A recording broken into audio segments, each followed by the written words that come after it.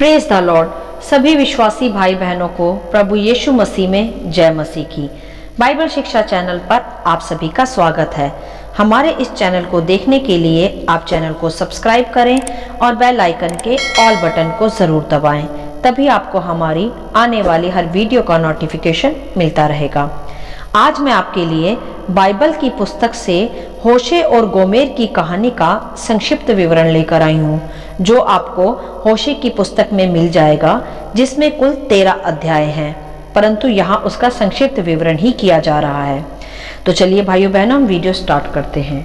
Bible दर्शाती है कि होशिया इजराइल में रहने वाला इजराइल का एक नबी था। वह इजराइलियों को परमेश्वर की ओर फिरने के विषय सिखाया करता था, क्योंकि इजराइलियों का मन उन दिनों परमेश्वर से भटक गया था। इसीलिए होशिया यहोवा का उत्तम नबी होने के साथ साथ इजराइलियों को भी मन फिराने के विषय सिखाया करता था। होशिया परमेश्वर यहोवा की सभी आज्ञाओं को माना करता था। होशिया उस समय में इजराइल का नबी था जब बुराई इजराइलियों में बहुत अधिक फैली थी। बहुत पाप उन दिनों में बढ़ा था और वे लोग उन दिनों में मूर्ति पूजा में लगे पड़े थे, अर्थात यहोवा की आज्ञाओं को तोड़कर वे पूरी तरह से मूर्ति पूजा में लगे थे। तब जब वहां मूर्ति पूजा की जा रही थी, तब उन दिनों में यहोवा ने होशे से दर्शनों में बात की और कहा कि वह जाकर एक वेश्या को अपनी पत्नी बना ले। और यहोवा ने उससे यह भी कहा, क्योंकि इस देश ने यहोवा के पीछे चलना छोड़कर वेश्या का सा बहुत सा काम किया है। यहोवा ने उससे कहा कि इजराइल मुझे छोड़कर एक वेश्या सा बन गया है। इसका तात्पर्य यह है भाइयों बहनों कि इजरायली लोग यहोवा को छोड़कर अन्य बुराइयों की, पाप की और मूर्ति पूजा की ही उपासना में लगे पड़े थे, जो यहोवा परमेश्वर से एक विश्वासघात था। इसीलिए यहोवा ने इजराइलियों को वेश्या का सा काम करने वाला कहा। और होशिया जो सच्चा नबी था, परमेश्वर का जन था, उससे यहोवा ने दर्शन में एक वेश्या से विवाह करने को कहा। तब आगे होशिया अगले दिन दिबलैम की बेटी जो एक वेश्या थी, गोमेर, उससे मिला और उससे प्रेम का इजहार कर उससे विवाह करने को कहा।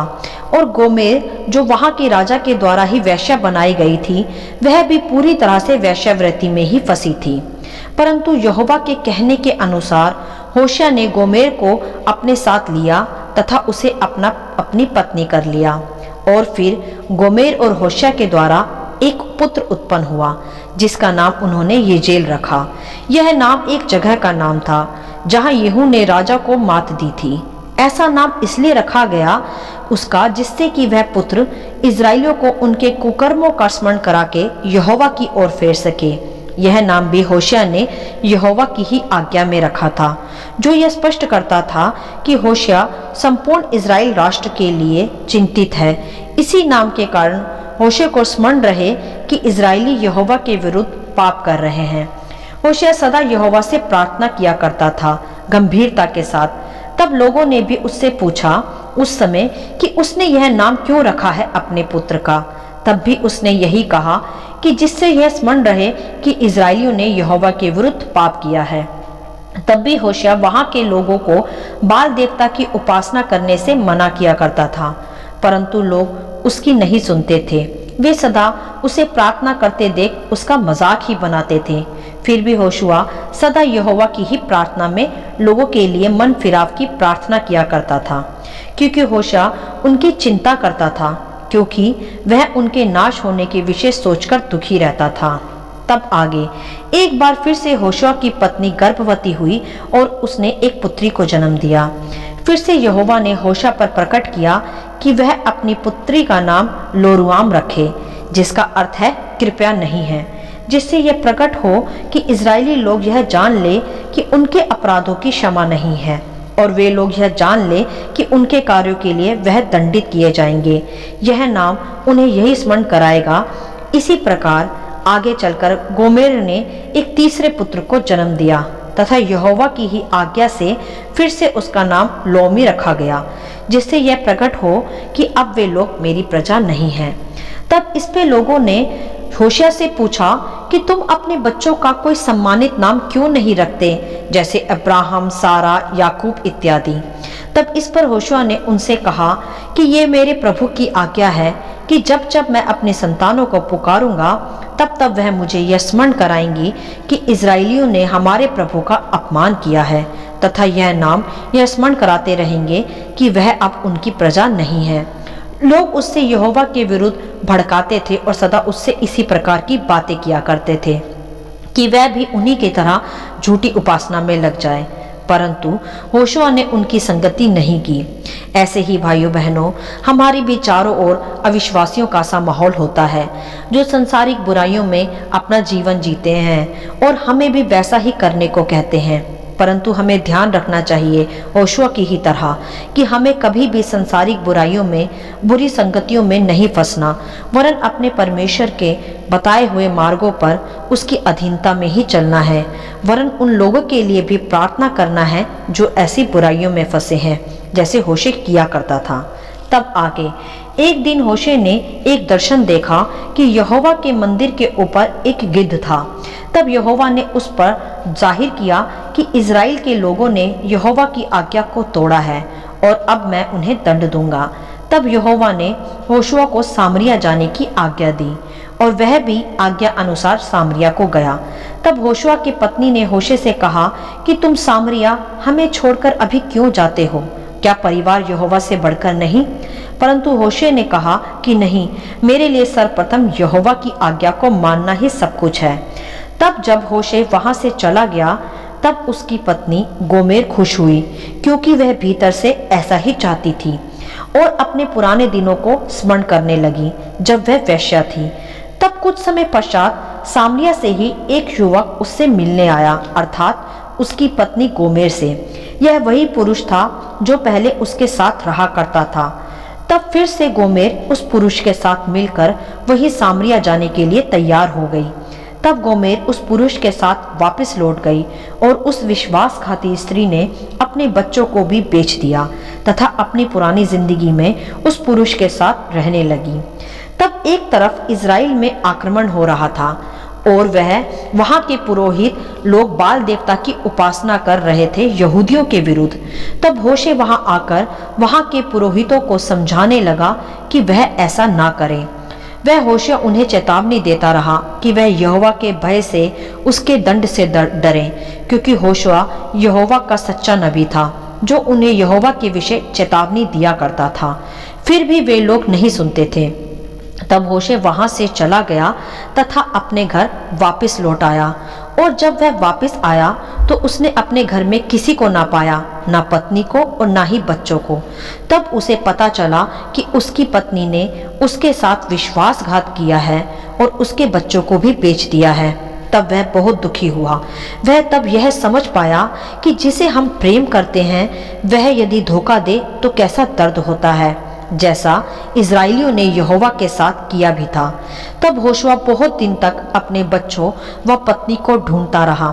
तब एक दिन उसे पता चला कि उसकी पत्नी बैतलहम के घर में एक दासी की तरह है, एक गुलाम की तरह है।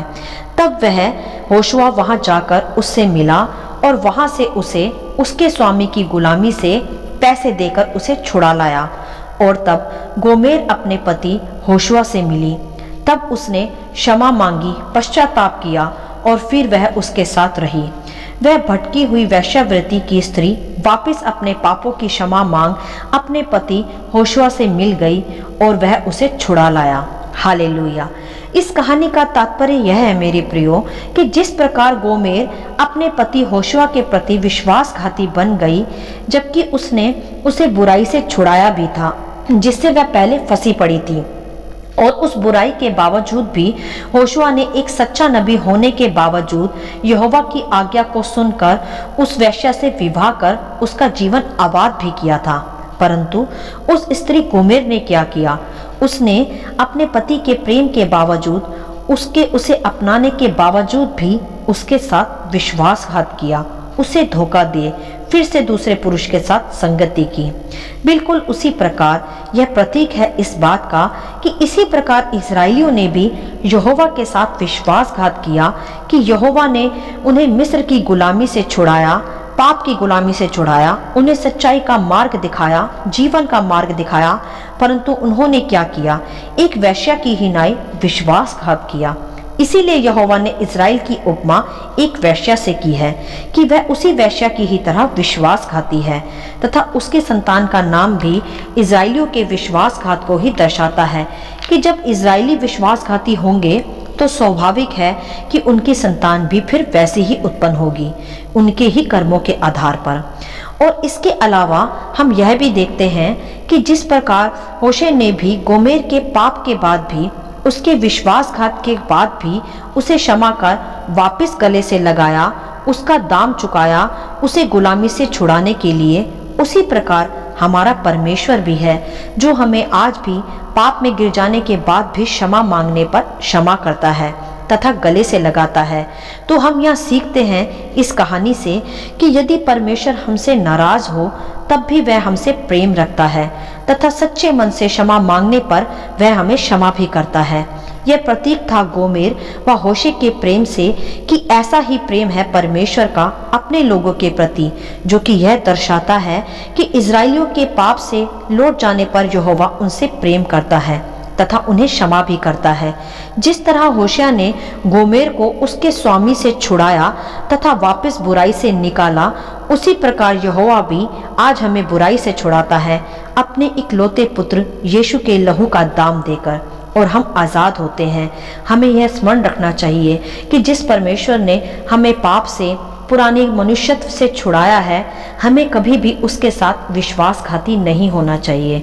हमें सदा अपने भीतर उसके प्रति ईमानदारी रखनी चाहिए। जैसे गोमेर का चरित्र यह दर्शाता है कि वह विश्वासघाती हो गई अपने उस पति के साथ जिसने उसे बुराई से छुड़ाया था, और उसके पश्चात भी होशे ने उसे क्षमा किया, उसकी बुराइयों को अनदेखा किया और उसे वापस उस गुलामी से, उस पाप से छुड़ाया दाम देकर। इसी प्रकार हमारा परमेश्वर भी आज हमसे आशा करता है कि हम केवल उसी की उपासना करें जिसने हमें पाप से व बुराई के मनुष्यत्व से छुड़ाया है। हमें भी उसी प्रकार ईमानदार बने रहना चाहिए। होशे और गोमेर के प्रेम का प्रतीक यही आज हमें दर्शाता है। हालेलुया। आशा करती हूँ इस कहानी का संक्षिप्त विवरण आप सभी को समझ में आया होगा। यदि आप चाहते हैं कि दूसरे भी इसे सुनकर आशीष पाएं, तो आप दूसरों के साथ भी इस कहानी को बांट सकते हैं, क्योंकि हमारे प्रभु यीशु मसीह की यही इच्छा है। आमीन and God bless you all.